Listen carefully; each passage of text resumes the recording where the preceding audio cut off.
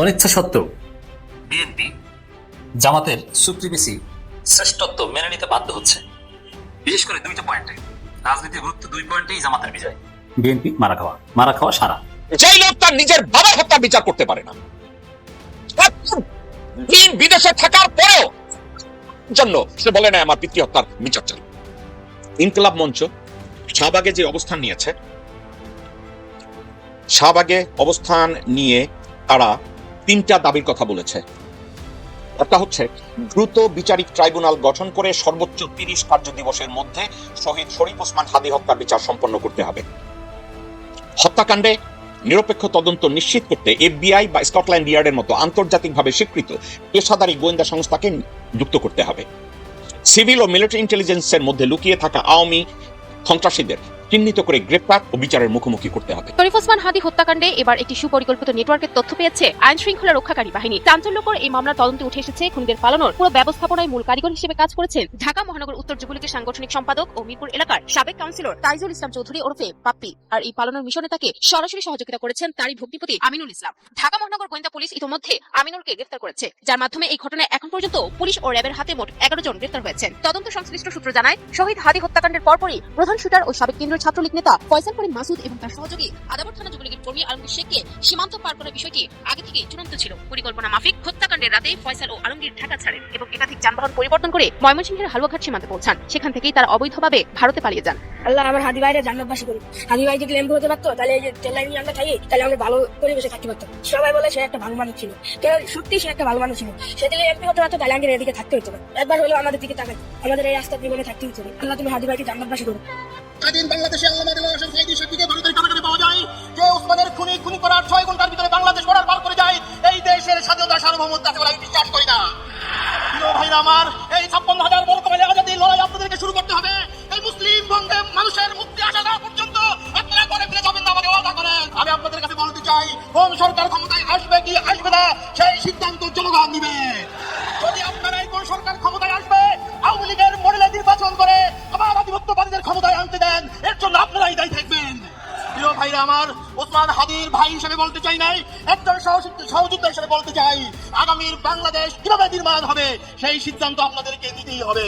ইনকিলাব মঞ্চের মুখপাত্র শরীফ ওসমান হাদীকে নিয়ে ফেসবুকে করা পোস্ট ডিলিট করে দিচ্ছে মেটা। একই সাথে কেউ কেউ ওসমান হাদীকে নিয়ে পোস্ট করে ফেসবুক পেজও হারাচ্ছেন বলে অভিযোগ উঠেছে। 3 মিলিয়ন ফলোয়ারের অফিসিয়াল ফেসবুক পেজ হারিয়েছেন সাবেক উপদেষ্টা আসিফ মাহমুদ সজীব ভুইয়া। আসিফ অভিযোগ করেন, ইনকিলাব মঞ্চের মুখপাত্র শরীফ ওসমান হাদীকে নিয়ে দেওয়া পোস্টে রিপোর্ট করে তার পেজটি রিমুভ করেছে ফেসবুক কর্তৃপক্ষ। শুক্রবার নিজের আরেকটি ফেসবুক আইডিতে পোস্টের মাধ্যমে এ তথ্য জানিয়েছেন সাবেক এই উপদেষ্টা। পোস্টে আসিফ মাহমুদ লেখেন, ওসমান হাদী ভাই সংশ্লিষ্ট সব পোস্ট ভিডিওতে স্ট্রাইক এবং সংঘবদ্ধ রিপোর্ট করে আমার 30 লাখের বেশি ফলোয়ারের অফিসিয়াল পেজটি রিমুভ করে দেওয়া হয়েছে। পোস্টে তিনি আরো লেখেন, বিভিন্ন টেলিগ্রাম গ্রুপে লিংক দিয়ে সংঘবদ্ধ রিপোর্ট করা হচ্ছে। হাদী ভাইকে নিয়ে দেওয়া 3টি ভিডিওতেই স্ট্রাইক করা হয়েছে। পুরান পাগলের ভাত নাই, নতুন পাগলের আমদানি। কয়েছে ভোট দিতে পারবেন, রক্ষা করতে পারবেন না। দাঁড়িপাল্লা তো আগে ভোট পায় না, এবার নাকি টুকটাক ভোট কিছু পাবে, কিন্তু সামলাইতে পারবেন না, আমরাই যাবো। এই নতুন ফ্যাসিস্টের চেহারা আছে না নেই? দায়িত্বহীন কণ্ঠে জানিয়ে দিতে চাই, পুরাতন ফ্যাসিস্ট যে পথে, নতুন ফ্যাসিস্টও চলে সেই পথে। আমি ইনকিলাব মঞ্চের সাথে একাত্মতা ঘোষণা করছি। ইনকিলাব মঞ্চ যে দাবি জানাচ্ছে, আমি এই দাবির সাথে একমত। শহীদ ওসমান হাদী কাণ্ডে এর বিচার যে কোনো মূল্যে করতে হবে। শহীদ ওসমান হাদীর কতগুলো রাজনৈতিক স্বপ্ন ছিল, আর বাস্তব রূপ দেওয়ার জন্য বাংলাদেশের মানুষকে রুখে দাঁড়াতে হবে। একজন শহীদ ওসমান হাদী না, আমাদের শহীদ ওসমান হাদী দরকার। তারেক রহমান সাহেব, আপনি বিএনপি করছেন, আপনি শহীদ জিয়ার সন্তান, আপনার উপরে শহীদ ওসমান হাদীর হত্যাকাণ্ডের বিচারের ক্ষেত্রে আমি বিশ্বাস করতে চাই না, কারণ আপনি ওই মুশকিল না। যেই লোক তার নিজের বাবার হত্যা বিচার করতে পারে না, দিন বিদেশে থাকার পরেও জন্য সে বলে না আমার পিতৃ হত্যার বিচার চাই, সেই লোক আর মাকে যে ধীরে ধীরে শারীরিক অবনতি হয়েছে, তাকে মরণ পথে নিয়ে গিয়েছে, তারেক রহমান ওই বিচারটাও চাইবে না। দিন দালাল কুয়ারের বাচ্চা ভারতে ছিল, এই বিচার চাইবে না এই গুম খুনের, কারণ ও কোনোদিন গুমই হয় নাই। দর্শক শ্রোতা, আমি ওপেন আপনাদেরকে বলছি, কয়েকজন মনোনয়নপ্রাপ্ত ব্যক্তিকে সাথে বাংলাদেশে নির্বাচিত হতে দেয়া যাবে না। বরকত আব্বাস, সালাউদ্দিন, আমির খসরু মাহমুদ এবং তার ছেলে মির্জা শেখ আব্দুল আওয়াল মিন্টু, আমানুল্লাহ আমান, এদের এলাকায় ভালো কোনো মানুষকে বেছে নেন, যোগ্য কোনো মানুষকে বেছে নেন। যেই মুহূর্তে আপনারা এই লোকগুলোকে ভোট দিবেন, বাংলাদেশের অস্তিত্বকে আপনারা নষ্ট করবেন। যেই মুহূর্তে বাচ্চাদের আপনারা ভোট দিবেন, ভোট কেন্দ্রে যাবেন, বাচ্চাদেরকে আপনারা নষ্ট করবেন বাংলাদেশকে বিক্রি করার, ঠিক যেভাবে হাসিনাকে মুখ মার্কায় ভোট দিয়ে এই কাজগুলো হয়েছে। কি মির্জা ফখরুল একটা বক্তব্য থেকে আমরা এটা বিশ্লেষণ করবো। মির্জা ফখরুল বলছেন, দেশে ধর্মের নামে বিভাজনের চেষ্টা চলছে। আমরা ধর্মবিশ্বাসী মানুষ হলেও ধর্ম দিয়ে রাষ্ট্র বা সমাজকে বিভাজন করি না, অথচ আজ বাংলাদেশকে বিভক্ত করার অপচেষ্টা চলছে। মির্জা ফখরুল ইসলাম আলমগীর, এটা হচ্ছে মির্জা ফখরুল ইসলাম আলমগীরের কান্নাকাটি। এই কান্নাকাটি করে কোনো লাভ নেই। তাহলে বাস্তবতা কি? বাস্তবতা হচ্ছে ধর্মের নামে যে বিভাজন, এই বিভাজন বাংলাদেশে হবেই। আপনি বিভাজন বলে শান্তি পান আর যা বলে শান্তি পান। জামাত এটা করবে, আপনাকে মেনে নিতে হবে। আপনি নাকে খত দিয়ে মেনে নিবেন, নইলে আপনি বাংলাদেশে রাজনীতি করতে পারবেন না। অবাক হচ্ছেন যে এটা আবার কেমন কথা? গায়ের জন্য খাইম খেলি কথা না, খাইম খেলি কথা না, একটু বোঝেন। রিয়ালিটি হচ্ছে যেমন জামাত চরমোনাই, তারা ওয়াজের স্টেজে জুমার খুতবায় মসজিদে বসে হাজারো বার বলবে আমরা ইসলামের পক্ষের শক্তি, আমাদেরকে ভোট দেন। বিএনপি চান্দাবাজ, ইসলামের বিরুদ্ধে শক্তি, এরা শরিয়া আইন মানে না, ওদেরকে ভোট দিবেন না। ওয়াজের স্টেজে বলবে, মসজিদে বলবে, কিন্তু বিএনপি কিচ্ছু করতে পারবে না। কিছু করতে যাইবে, ইসলাম বিরোধী হিসাবে চিহ্নিত করে ওদেরকে মানুষ পিটাবে। এই সুপ্রিমেসি জামাত চরমোনাই বিএনপি মেনে নিতে বাধ্য হবে। যেহেতু জামাত চরমোনাইয়ের মধ্যে ঐক্য হয়ে গেছে, ইসলামপন্থীদের মধ্যে ঐক্য হয়ে গেছে, এখন আর বিএনপির কিছু করার নেই। এটা কেন বিএনপিকে মানতে হবে? সহজ হিসাব দেখেন।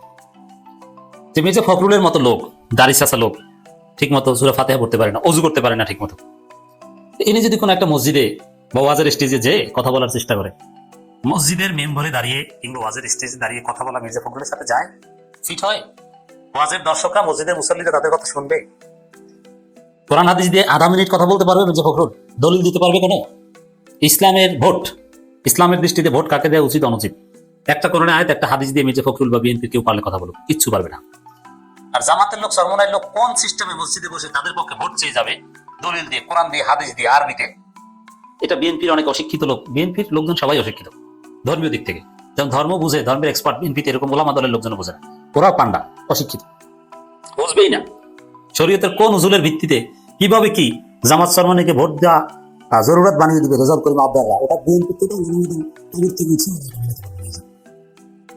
আরে ভাই, মসজিদের ইমাম, মুয়াজ্জিন, খতিব, ওয়াজের বক্তা, এরা সবাই জামাত নয়, চরমোনাই। বিএনপি করে এরকম তো কেউ নাই। তাহলে তারা তো এই ধর্মীয় ভাবে বয়ান করবেই। এই জন্য মির্জা ফখরুল কান্না করছেন, ভাই এই ধর্মের ভিত্তিতে ভোট চাওয়া, ধর্মের পক্ষে বিপক্ষে, আমরা ইসলামের পক্ষে, ওরা বিপক্ষে, এইটা কেন করেন? এটা করেন না। মির্জা ফখরুল সাহেব, আপনি যতই বলেন অবশ্যই জামাত চরমোনাই করবে, করতে হবে এবং এটা করা উচিত, এটি ইসলাম। কারণ আসলেই জামাত চরমোনাই ইসলামের পক্ষে আর বিএনপি ইসলামের বিরুদ্ধে। কেমন লাগে? কেন ইসলামের বিরুদ্ধে? এই যে মির্জা ফখরুল বলেছেন মাস্ক পরে যে বিএনপি শরিয়া আইনে বিশ্বাস করে না। এখন যারা শরিয়া আইনে বিশ্বাস করে না, প্রত্যেক হুজুরের জন্য ওয়াজিব তাদের বিরুদ্ধে তাদের ভোট না দিতে আহ্বান জানানো। আর যারা বলবে আমরা আল্লাহর জমিন, আল্লাহর আইন কায়েম করতে চাই, পারুক না পারুক, যারা মিনিমাম বলবে আমরা কোরআনকে পার্লামেন্টে নিতে চাই, এই কথা যারা বলবে এবং যারা নারাই তাকবীর আল্লাহু আকবার স্লোগান দিবে, পারুক বা না পারুক, শুধু এই কথা বলার কারণেই তাদেরকে ভোট দেওয়া আপনার জন্য ওয়াজিব। কত দলিল লাগবে? আমি দলিল দিয়ে প্রমাণ করব। বিএনপির এমন কেউ নেই যে এই দলিল খণ্ডন করবে। তার তো দলিল কি? এটি দলিল আদিল্লাহ। জাহেরি দলিল কি? আল হুকম আলা জাহির কি? ও কিচ্ছু বুঝবে না। আরো উসুলে ফিকহের বিভিন্ন পরিভাষা, হাল মাকাম কি এবং হাল মাকাম অনুযায়ী যে ফতোয়া পরিবর্তন হয়, এটা কিচ্ছু বুঝবে না। আম কি, খাস কি, উসুলে ফিকহের টার্মিনোলজি ওরা বুঝে কিছু নেবার। এই জায়গায় ইসলামের দৃষ্টিতে জামাত চরমোনাই ধর্মের ভিত্তিতে মির্জা ফখরুলের ভাষায় বিভাজন সৃষ্টি করে বক্তব্য দিবে এবং এর মাধ্যমে বিএনপিকে পরাজিত করবে, এটা মেনে নিতে বিএনপি বাধ্য হবে, মেনে নিতে হবে। তাহলে বিএনপির সামনে লাইন কি? লাইন হচ্ছে ভালো হয়ে যাওয়া। এই শরিয়া বিরোধী নীতি থেকে যদি তারা ফিরে আসে যে আমরা শরিয়া আইন মানি না, এই উসুল থেকে ফিরে আসলে তখন সমস্যা নেই, কিন্তু এখান থেকে ফিরে আসতে হবে। তা আপনি ভারতের দালালি করবেন আর জামাত চরমোনাই মসজিদে বসে আঙ্গুল চুষবে, আপনার বিরুদ্ধে বলবে না? হাজারবার বলবে। ভারত আপনাকে বলেছে, ভারতকে খুশি করার জন্য আপনি বলেছেন যে আমরা শরিয়া আইন মানি না, বিশ্বাস করি না, অথচ বাংলাদেশ চলে শরিয়া আইনে। বাংলাদেশের সিভিল ল বেশিরভাগই সরাসরি শরিয়া আইন। এটা মির্জা ফখরুল জানেন, সিভিল ল সরাসরি শরিয়া আইন। বাংলাদেশের মুসলিম পারিবারিক আইন থেকে শুরু করে ইনহেরিটেন্স ল, এগুলো কি? এগুলো তো শরিয়া আইন। ইনহেরিটেন্স ল, শুধু ইনহেরিটেন্স নয়, সিভিল ল বেশিরভাগই যারা জুরিসপ্রুডেন্স পড়েছেন তারা জানেন, মুসলিম সিভিল ল বেশিরভাগই এসেছে একদম সরাসরি শরিয়া থেকে। আবার তাজির সিস্টেমও বাংলাদেশে অনেক আছে। তাজির বুঝেন, মানে কাজী নিজে, বিচারক নিজে, ম্যাজিস্ট্রেট নিজে বিবেক প্রসূত ভাবে অনেক কিছু রায় দিতে পারবে, এটাও শরিয়া অ্যালাউড। এগুলো তো বিএনপি বোঝে না। ধর্মের ভিত্তিতে বিভাজন এটা বাংলাদেশে এখন বাস্তবিকতা। এটা ভারতেও হয়। বিজেপি তো ধর্মীয় স্লোগান দিয়ে জিতে যে আমরা হিন্দু ধর্মের পক্ষে, আর বিজেপি কংগ্রেস হিন্দু বিরোধী, আমরা পূজা করি, ওরা পূজা করে না ঠিক মতো। এটা বিজেপির সফলতার একটা মন্ত্র। অতএব কিছু করার নাই মির্জা ফখরুল, আপনার এই কান্নাকাটি করা ছাড়া কিছু করার নাই। আপনি পারলে মসজিদে যান, আপনাদের সামনে উপায় আছে, সবাই দিন শিখুন, জামাতের মতো সলমানের মতো দাঁড়িয়ে রাখেন, কোরআনে আয়াত, বিষয়ভিত্তিক আয়াত হাদিস মুখস্থ করেন সহিশুদ্ধভাবে, দুই একটা উসুল মুখস্থ করেন, তারপরে মসজিদের মেম্বারে দাঁড়িয়ে যেন জামাত নেতার মতো 2-4-5 মিনিট দলিল দিয়ে কথা বলতে পারেন, তাহলে আপনি কিছুটা হলেও লাইমলাইটে থাকতে পারবেন। ইসলামের পক্ষে না থেকে বাংলাদেশে কেউ নির্বাচনে জিততে পারবে না। সেটা হাসিনা আমলে সম্ভব ছিল, এখন আর সম্ভব নয়। তো এই জায়গাটা জামাতের সুপ্রিমেসি বিএনপিকে মানতে হবে। আরেকটা হচ্ছে মির্জা ফখরুল বলছেন সাইবার যুদ্ধে হেরে গেলে পরাজিত হতে হবে। আরে ভাই, সাইবার যুদ্ধে তো আপনারা অলরেডি হেরে গেছেন। রাজনীতির ধর্ম প্রশ্ন এবং সাইবার প্রশ্ন, এই দুই প্রশ্নই তো বিএনপির সমস্যা। বিএনপি মারা খাচ্ছে বা খাবে। ডাকসু নির্বাচনের আগে জামাতের সাইবার ফোর্সকে বা নেটিজেনদেরকে বিএনপি বলতো এরা বট, আসলে এরা জামাত না, এরা প্রোগ্রাম। জামাত টাকার বিনিময়ে এই সফটওয়্যার ব্যবহার করে তারপরে কমেন্ট করায়, কিন্তু ভোটের পরে দেখলো যে আসলে এরা অরিজিনাল মানুষ এবং জামাত শিবির। সাইবার জগতে বিএনপির আছে কিছু ছাত্রী, শাহেদ আলমের মতো ছাত্রী, রাশেদ নাকি একজন আছে ট্রাফিক পুলিশ নিউ ইয়র্কের। এই টাইপের কিছু ছাত্রী আছে যাদের কোনো বুদ্ধিভিত্তিক যোগ্যতা নাই, কোনো এলএম নাই। সংসদের সার্বভৌমত্ব, বাংলাদেশে কি সংসদের সভরেন্টি না পিপলস পাওয়ার না কনস্টিটিউশন বোঝে না, এটা অক্ষ করতে গেছে শিশির মনির সাথে। তো দর্শক, এই সাইবার ওয়ার্ল্ডে তো বিএনপি অলরেডি পরাজিত হয়েছে। তো এই দুই প্রশ্নে জামাতের সুপ্রিমেসি মেনে নিতে বাধ্য হচ্ছে বিএনপি, হবে পারবে না। উনি ঋণ খেলাপি হবে এটা ভাবতেই কষ্ট হইতাছে। ঋণ খেলাপি মানে বুঝেন তো, ব্যাংকের থেকে টাকা নিছিল, ব্যাংক কেন ওনাকে টাকা দিবে? ওনার ওই যে একটা সাইনবোর্ড আছে, উনি রাজনীতিবিদ, ওনার একটা দল আছে। এই যে দেখেন না, ছোট ছোট কিছু দল, 2জন 4জন 5জন নিয়ে, কারণ কি জানেন, ওই ব্যাংক লোন নেওয়া যায়। এটার প্রমাণ তো উনি আওয়ামী লীগের একজন এমপির সাথে হাত মিলাইয়া 2010-এ অনেক টাকা নিছে। কত টাকা নিছে জানি না। উনি এখন বলতেছে মাত্র 29 কোটি টাকা, 29 না 32 বললো, যাই হোক 29 ধরেই নেই, মাত্র কথাটা বলছে, মাত্র 29 কোটি টাকার জন্য আমাকে ঋণ খেলাপি ঘোষণা দিল। অনেকে তো 700 কোটি 1000 কোটি টাকা মাইরা দিছে, তাদের কিছু হইল না। ওনার কাছে মাত্র মনে হয় মাত্র 2.5 কোটি টাকার জন্য বেগম খালেদা জিয়া জেল খাটছে, 3বারের প্রধানমন্ত্রী জেল খাটছে মাত্র 2.5 কোটি টাকার মামলা। তাও কি ওনার নিজের অ্যাকাউন্টে না, ওইটা ছিল একটা এতিমদের অ্যাকাউন্ট, সেই মামলায়। আর উনি মাত্র বলতেছে আপনি তো রাজনীতি করতে আসছেন, মানুষের সেবা করতে আসছেন, আওয়ামী লীগের ওনার সাথে ভিতরে আবার ওই টাকা লোন নিতে গেছেন কেন? ভাই, আমাদের গোয়েন্দারা কি করে আমি বুঝি না। এই গোয়েন্দাদের প্রথম কাজ কি জানেন? এদের পিছনে লাগানো, যতগুলো রাজনীতিবিদ আছে না, এদের পিছনে লাইগা থাকা। একটা মানুষ কি হঠাৎ করে ভাই 550 বা 600 বাড়ির মালিক হইতে পারে? একটার পর 2টা 3টা 4টা এইভাবেই তো কিনছে আগের সরকারের এক মন্ত্রী। প্রথম দিকে যদি ওরা প্রকাশ করে দিত পত্র পত্রিকায় বা আমাদের জানাই দিত, আমরাই তো বাধা দিতাম। কেউ তো বলে না কিছু, সবাই চাইপা থাকে। এই লোকটা যে এত বড় ঋণ খেলাপি এটা তো জানতামই না যদি নির্বাচন না আসতো। আরো মজার ব্যাপার কি জানেন, উনি বলতেছে আমি এই ঋণ শোধ না করে মরতে চাই না, ওনারা আমাকে রাজনীতি করার সুযোগ করে দেখ, আমি নির্বাচন কইরাই টাকাটা শোধ করে দেবো। চিন্তা করছেন এতদিন আপনি শোধ করতে পারেন না, নির্বাচনের পরে এমন কি জাদুর কাঠি পাইয়া যাবেন যেটা দিয়ে এই টাকা শোধ করে দিবেন? আসলে আমরা বদলাই নাই, আমাদেরকে বদলাইতে হবে। যাই হোক, দেখেন, একটা আগে বলতেছিলাম 2.5 কোটি টাকার একটা মামলার জন্য বেগম খালেদা জিয়া জেল খাটছে। এই মুহূর্তে বেগম খালেদা জিয়া কেমন আছে এটা একটা বিরাট প্রশ্ন দেখা দিছে। কেমন প্রশ্ন জানেন? যে তারেক রহমান সাহেব তো বিদেশ থেকে যখন রওনা দেয়, ওনারা কারা কারা রওনা দিলেন এবং ওনার বিড়াল যে বুথ সে সহকারে তার পাসপোর্ট হইল কিনা, ভিসা হইল কিনা, কিভাবে সে আসতেছে, সে বিড়ালটা সে নিউজও কিন্তু আমাদের এই পত্র পত্রিকায় আসছে। শুধু আমাদের না ভাই, ভারতের পত্র পত্রিকায় পজিটিভ নিউজ, সমস্ত পত্র পত্রিকায় ফার্স্ট পেজ কভারেজ পাইছে।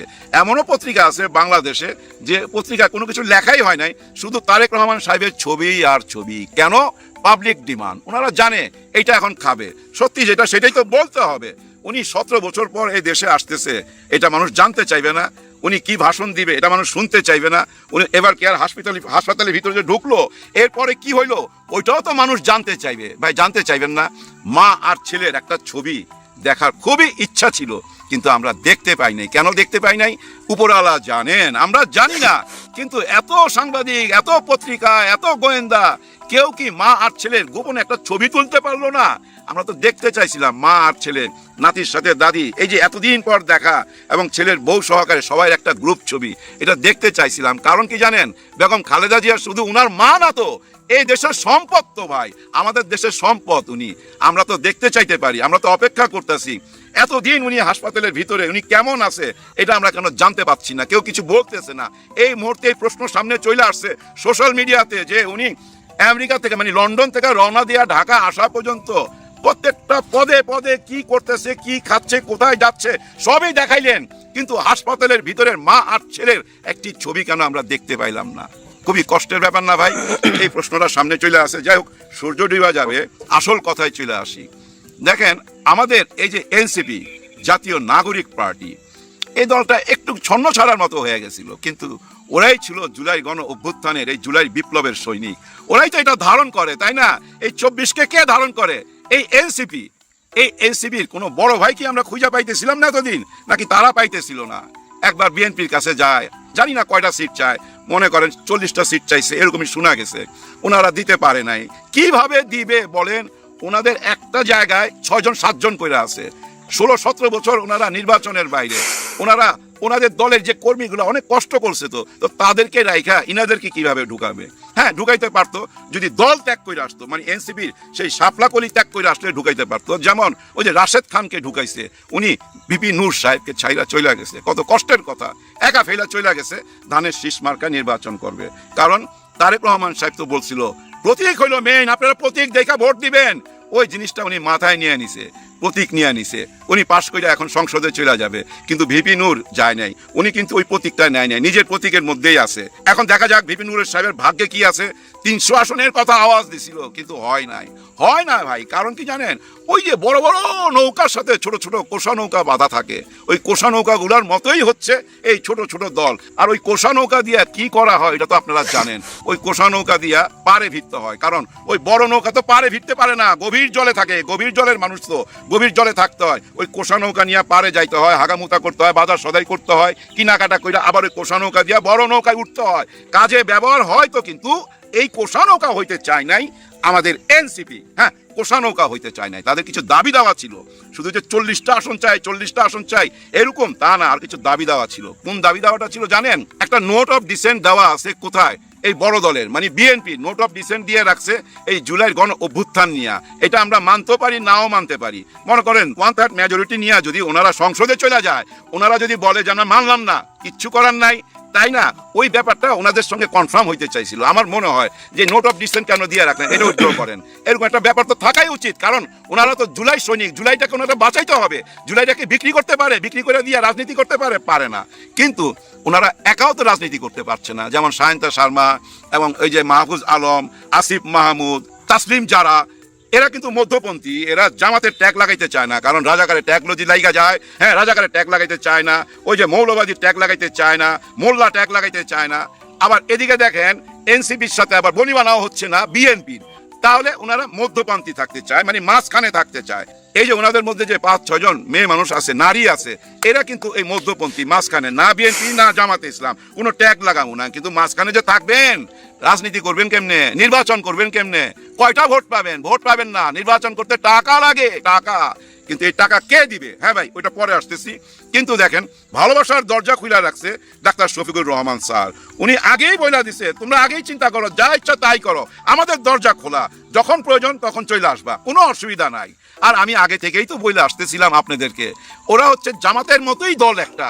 ছাত্র শিবির ছাড়া, জামাত ছাড়া এনসিপির কি মূল্য আছে আমি জানি না। এই যে এনসিপি বিভিন্ন জেলায় জেলায় গেছে, তখন এত মানুষের ভিড় দেখছেন, এত ইয়াং জেনারেশন দেখছেন, এরা কারা ছিল? এরা সবই ছাত্র শিবিরের ছিল। ছাত্র শিবিরের ব্যাকিং ছিল, পিছন থেকে হেল্প করতো এই এনসিপি কে। এটা বোঝার ক্ষমতা আমাদের আছে। যাই হোক, এই মুহূর্তে কিন্তু এনসিপি আবার সেই ভালোবাসার দরজা দিয়ে ঢুকে গেছে, যে দরজাটা খুলে রাখছে আমাদের ডাক্তার শফিকুর রহমান। কারণ ওনারা জুলাই গণ অভ্যুত্থানের মালিক, ওনারাই জুলাই গণ অভ্যুত্থান ঘটাইছে। এই রক্তের সাথে সম্পর্ক ওনাদের, শহীদদের সাথে সম্পর্ক ওনাদেরকে কিভাবে ফেলা দেয়? উনি তো মুরব্বী, বুদ্ধিমানরা তো সেইভাবেই চলে, বুদ্ধিমানরা ঠিক জায়গা মতো চলে গেছে। আর আমার মনে হয় এখন এখান থেকে হয়তো ঝইরা করতে পারে বা পদত্যাগ করতে পারে মাহফুজ আলম, আসিফ মাহমুদ, সজীব ভুঁইয়া এবং ওই যে 5-6 জন নারী আছে আমার মেয়ের বয়সী, তারা কিন্তু তারা কেন বুঝতেছে না? তোমরা ভাই চলে আসো এদিকে, পদত্যাগ করার দরকার নাই, কেউ মনে রাখবে না। তোমরা কেন বুঝতেছো না? রাজনীতি করতে টাকা লাগে, কে তোমাদের টাকা দিবে? হ্যাঁ, ওই যে মুরব্বী দিবে, ডাক্তার শফিকুর রহমান স্যার, সেই ব্যবস্থা কইরা দিবে। শোনা যাচ্ছে প্রতিজনকে 1.5 কোটি টাকা করে দিবে নির্বাচন করার জন্য। ওনারা চাইছিল 50টা সিট, বলছে ঠিক আছে 30টা দেই। আরে ভাই 30টার কি দরকার? আপনারা 10 জন যান না, 10 জন গেলেই তো এনাফ। আপনাদের কি মনে আছে জানেন একটা টাইমে বিএনপির খুব খারাপ অবস্থা ছিল, তখন সালাউদ্দিন সাহেব, হ্যাঁ ভাই, ওই যে যাকে বলা হয় বাংলার টাইগার, ওই সালাউদ্দিন সাহেব একাই কাঁপাইতো এই সংসদ ভবন। তখন কিন্তু বিএনপির তেমন কোনো বড় দল ছিল না। আপনারা 10 জনই তো এনাফ, এরাই তো এনাফ, বুঝেন না কেন? আপনি যদি সংসদে না যাইতে পারেন তাহলে তো হারায়া যাবেন। কথায় কোথায় বলবেন? ওই পল্টনে দাঁড়ায় কথা বললে কেউ শুনবে না, ওই সংসদে যাইতে হবে। আর আপনারা যদি জামাতের সঙ্গে, জামাতের এই ভালোবাসাটা নিয়ে আগাইতে পারেন, ভবিষ্যতে আপনারা নিজের দল কইরা নিতে পারবেন। অনেকেই হয়তো বলবে হায় হায় জামাতের সঙ্গে গেল, রাজাকারদের সঙ্গে গেল, ওদেরকে জবাব দিবেন কি? ওই মিয়া, শেখ হাসিনা যায় নাই, বেগম খালেদা জিয়া যায় নাই, ওনারা কিভাবে সংসদে গেছিল এই জামাত ইসলামকে নিয়ে? ওনারা গেলে যদি কোনো দোষ না হয়ে থাকে, আমরা গেলে দোষ। আর আমরা তো এখন জামাত ইসলাম করতে যাচ্ছি না, আমাদের প্রতীক নিয়ে আমরা রাজনীতি করব। আমরা একটা ঐক্য জোটে গেছি, এটা একটা ভোটের জোট। ভোটের পরে আবার আলাদা হয়ে যাবেন, সংসদে যাওয়ার ক্ষমতা অর্জন করেন। আর নির্বাচন করতে টাকা লাগে, বড় ভাই যারা আপনাদের মুরব্বী, তারাই সেই ব্যবস্থা কইরা দিবে। হ্যাঁ ভাই, তারাই সেই ব্যবস্থা কইরা দিবে। সঠিক পথে চলে আসেন, সবচেয়ে বড় সহযোগিতা কোত্থেকে পাবেন জানেন? পিছন থেকে একটা বিরাট শক্তি কাজ করবে, সেটা হলো ছাত্র শিবির। ছাত্র শিবির গতকাল কি বলছে সেটা বইলে ভিডিওটা শেষ করে দিতে চাই। যারাই ক্ষমতায় যাইতে চান, জুলাইয়ের গণ অভ্যুত্থানকে, জুলাইয়ের বিপ্লবকে স্বীকৃতি দিয়া ক্ষমতায় যাইতে হবে। এই ইয়াং জেনারেশনকে সাথে নিয়ে ক্ষমতায় যাইতে হবে। এই ইয়াং জেনারেশন যে স্বপ্ন দেখছে, সেই স্বপ্নটাকে বাস্তবায়ন করতে যদি পারেন তাহলে ক্ষমতায় যান, আমরা সাপোর্ট করব। নাহলে আমরা আপনাদের পিছনে নাই। আপনারা মনে রাখবেন, আমাদের এই জুলাই রক্তের সাথে যদি বেইমানি করেন তাহলে শহীদ হাদি একজন না, লক্ষ লক্ষ শহীদ হাদি পিছনে দাঁড়ায় আছে শাহাদাত বরণ করার জন্য। আর যারা শাহাদাত বরণ করতে চায় তাদেরকে কেউ ঠেকায় রাখতে পারে না ভাই, কেউ ঠেকায় রাখতে পারে না। ডক্টর ইউনূস সরকারের অসাধারণ কৌশল, আর এই কৌশলে ধরাশয়ী হতে যাচ্ছে বিএনপি। ডক্টর ইউনূস বিএনপিকে ফাঁদে আটকে সরকারের সিদ্ধান্ত মানতে বাধ্য করছে। হ্যাঁ, এটা শাসকের কাজ। এটাই কিছু দুষ্ট চক্র রাষ্ট্রের আইন মানতে চাইবে না, সরকারের আনুগত্য করতে চাইবে না অযৌক্তিকভাবে। আর ন্যায্য কোনো বিষয় হলে তো সরকারের বিরুদ্ধে আন্দোলন করবে, কিন্তু আন্দোলনও করবে না, আবার পেছনের দরজা দিয়ে ষড়যন্ত্র করার চেষ্টা করবে। তখন একটা আইডিয়াল গভর্নমেন্টের কাজ হচ্ছে তাদেরকে সিস্টেমে ম্যানেজ করা, সিদ্ধান্ত মানতে বাধ্য করা। আপনারা জানেন যে সার্বভৌমত্ব 2 প্রকার। There are 2 types of sovereignty. One is internal sovereignty, another is external sovereignty. External sovereignty is বহিঃশক্তির কাছ থেকে বাংলাদেশ মুক্ত, স্বাধীন, কোনো এক্সটার্নাল প্রেশার ছাড়া সিদ্ধান্ত নিতে পারবে। বাংলাদেশের একটা বর্ডার থাকবে, যে বর্ডার ক্রস করে চাইলেও বহিঃশক্তি ঢুকতে পারবে না একটা নিয়ম মানা ছাড়া। এটাকে বলা হয় এক্সটার্নাল সভরেন্টি। আর ইন্টারনাল সভরেন্টি হচ্ছে জনগণের উপর সরকারের, রাষ্ট্রের আইন প্রয়োগের ক্ষমতা, আরো সহজভাবে বললে বল প্রয়োগের ক্ষমতা, বাধ্য করার ক্ষমতা। এটা সরকারের মৌলিক একটা দায়িত্বের মধ্যে পড়ে। সরকার বাধ্য করবে আইন মানতে, সিদ্ধান্ত মানতে, যদি যৌক্তিক সিদ্ধান্ত হয়। আর সেই সিদ্ধান্ত অযৌক্তিক হলে জনগণ প্রতিরোধ করবে। দেখেন, বিএনপি এখন নির্বাচন চায় না। এখন বিএনপি নির্বাচন চায় না, এটা সরাসরি বলুক। সরাসরি সরকারের কোনো অযৌক্তিক সিদ্ধান্ত যদি হয়, যেমন ফেব্রুয়ারিতে নির্বাচন যদি অযৌক্তিক হয়, সেটা বিএনপি খোলামেলা বলবে যে আমরা মানি না। কিন্তু না, তারা বলে যে আমরা মানি, আমরা রাজি, আমরা প্রস্তুত, কিন্তু তলে তলে নির্বাচন পেছাতে চায়। এনসিপি কে দিয়ে বলাচ্ছে, কর্নেল অলিকে দিয়ে বলাচ্ছে খালেদা জিয়ার এই অসুস্থতার মধ্যে তফসিল ঘোষণা করা ঠিক হবে না। এটা বিএনপি বলাচ্ছে, আমরা জানি। আবার কংগ্রেস নামের একটা দলের মাধ্যমে রিট আবেদন করায় নির্বাচনের কার্যক্রম স্থগিত করাতে। এরকম নানান নাটক চলছে, আমরা তো দেখছি। তো দর্শক, এই জায়গায় ডক্টর ইউনূস সরকারকে মাস্ট কৌশলী হতে হবে যে বিএনপি যাতে নির্বাচনে অংশ নিতে বাধ্য হয়। দিন শেষে হবেও সেটা, বিএনপি নির্বাচনে অংশ নিতে বাধ্য হবে, সরকারি সিদ্ধান্ত মেনে নিবে। As it is DUCSU. ডাকসুতে ছাত্রদল দফায় দফায় দফায় দফায় বিরোধিতা করেছিল যে না, আমরা ডাকসু মানি না, সময় হয়নি, পরিবেশ পরিষদ কোথায়, শিবির প্রোগ্রামে বা ভিসির আমন্ত্রণে গিয়েছে, এ কারণে তার মিটিং থেকে বের হয়ে যায়, অমুক তমুক কত কিছু। কিন্তু শেষে কি হয়েছে বলেন তো? ডাকসু নির্বাচন হয়েছে এবং শিবির জিতেছে, এবং সেটা ছাত্রদল চোরের মতো, পরাজিত শক্তির মতো মেনে নিয়ে, বিশ্ববিদ্যালয় শিবিরের সুপ্রিমেসি ডাকসুকে মেনে নিয়ে চলতে হচ্ছে।